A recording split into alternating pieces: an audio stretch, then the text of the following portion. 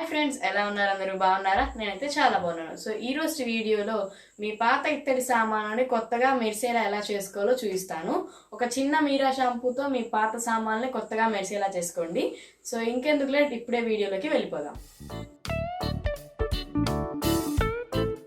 ముందుగా దీనికోసం మనం ఒక గిన్నె పెట్టుకొని అందులో వాటర్ యాడ్ చేసిన తర్వాత కొంచెం చింతపండు అలాగే మీరా షాంపూ వేసుకోవాలి.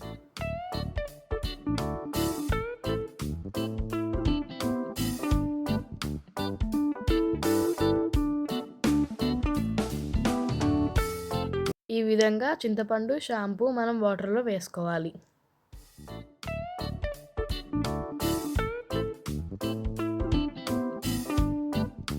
స్టవ్ ఆన్ చేసుకున్న తర్వాత మనం ఇందాక వాటర్లో వేసినటువంటి చింతపండు అలాగే మీరా షాంపూ రెండు కలిసే విధంగా కలుపుకోవాలి వాటర్లో. మీరు వీడియోలో చూస్తున్న విధంగా చింతపండు అలాగే మీరా షాంపూ కలిసేలా మిక్స్ చేయాలి. ఆ తర్వాత మన దగ్గర ఉన్న రాగి ఇత్తడి సామాన్లను ఆ వాటర్లో వేసేయాలి.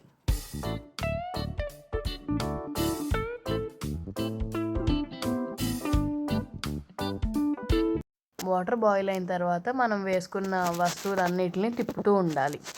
మీరు ఇప్పుడు వీడియోలో చూస్తున్నారు కదా, అలా పొంగు ఒక 2-3 సార్లు వచ్చేదాకా ఉంచుకున్న తర్వాత మనం వేసిన ఆ సామాన్లని తీసుకోవాలి.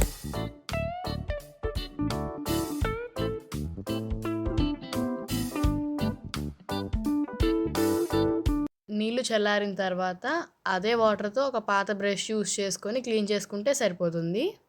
ఎంతో కష్టపడాల్సిన అవసరం లేకుండా ఈ చిన్న టిప్తో మీ పాత వస్తువులని కొత్తగా చేసుకోవచ్చు.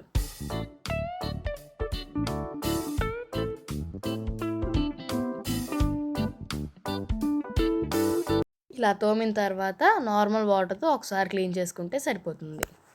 అలా నార్మల్ వాటర్తో కడుక్కున్న తర్వాత ఒక క్లాత్ తీసుకొని నేను ఇవన్నీ తుడుస్తున్నాను.